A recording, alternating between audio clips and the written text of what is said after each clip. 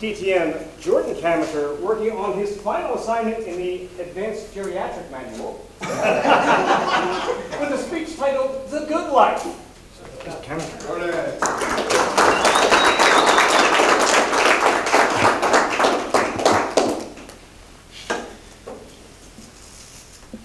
This is not going according to plan. I've already made 5 mistakes. Okay, sorry, I just homage to you guys.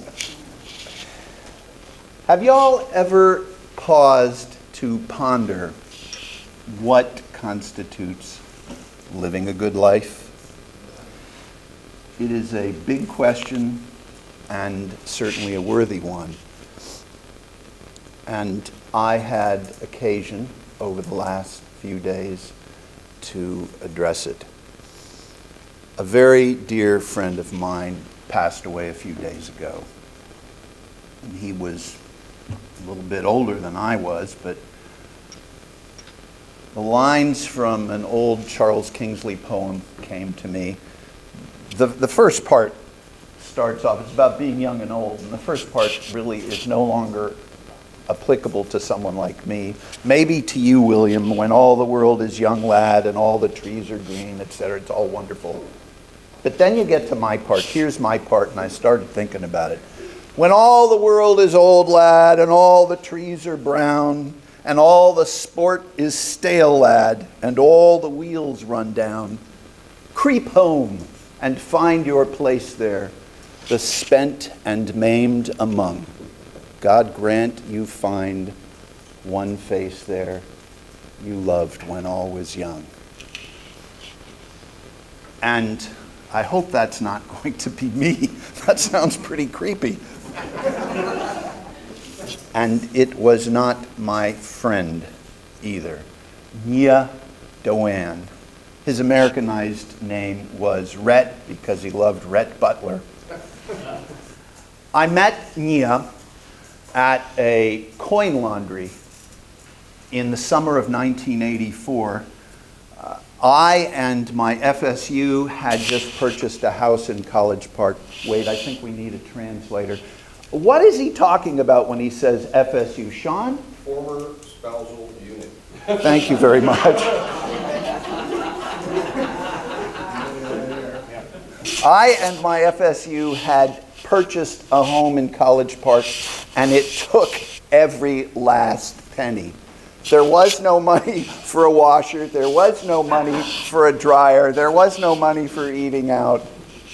And so once a week, I would take the laundry and go to the coin laundry and do. I didn't want my wife going out and doing this stuff in the middle of the night, so I did it.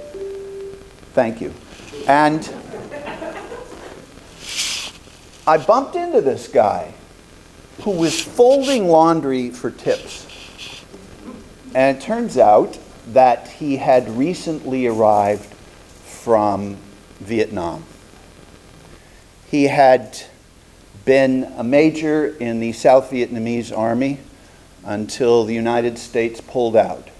It was a matter of weeks after that before he was captured by the North Vietnamese and stuck in a prison. He escaped twice. He was recaptured twice and tortured. He could only see his family once a year. He would stand on the side of a road. They would be allowed, his wife and 5 children, to stand on the other side of the road and talk once a year during Tet, the Vietnamese New Year. Third time is a charm. He escaped and he got on a boat in the South China Sea. Some of you heard about those boats being attacked by pirates. They were. I can't tell you the horrendous things the pirates did. He eventually made it to Thailand, and from there eventually to the United States, and I met him at the laundry. So I thought, well, wherever I am in life, I can still help this fellow, and I tried to do that, and we got him a TV and a mattress and stuff like that for that tiny room. But he was focused on one thing. He was going to get his family out. You ought to see the inventive things. Because you couldn't send money to Vietnam, the government would take it. So what he would do is, he knew that there were people who had family back there, and he had a deal with them. He will help their family who's here, and then their family in Vietnam would help his family. I mean, it really was creative, and at the same time, he's saving up money, saving up money, saving up money. Back in the day, I and some of my friends were involved in Democrat activities, and I worked with Lawton Childs and the State Department, and best of all, Catholic Social Services, which really helped. And the day came when the Vietnamese government, for a little bit of vigorish, huge payment, a bribe, let them leave. I had just purchased a Dodge Grand Caravan. We met them at the airport. All they were allowed to carry was one little satchel each. That's all they were allowed to do. And they made it into a 2-bedroom house. And the rest, as they say, is history. He did so well with them. All of the children, he made them learn English. He made them get an education. All of them got great jobs. Several of them bought and sold businesses. One of them was a millionaire a number of times over. The grandchildren, med school, engineering, computer programming. He lived a good life.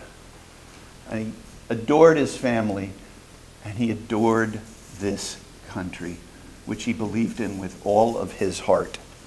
So I thought that I would add one little coda. You know, many years ago I started a book group. We alternate between the ancient works and contemporary works of significance.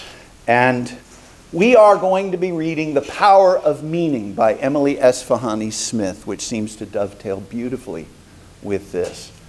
It's part of the great conversation, and I hope if you are interested, you join us a week from Sunday. And then, my gosh, the doors will open and you will find out actually that, did you know, for example, that the Matrix is based on Plato's allegory of the caves? Who knew? Well, you'll find out. I'm not sure if it's yellow or red. So, all right. Things are not going according to plan, but I'm going to end anyway, and the good life. Toastmasters.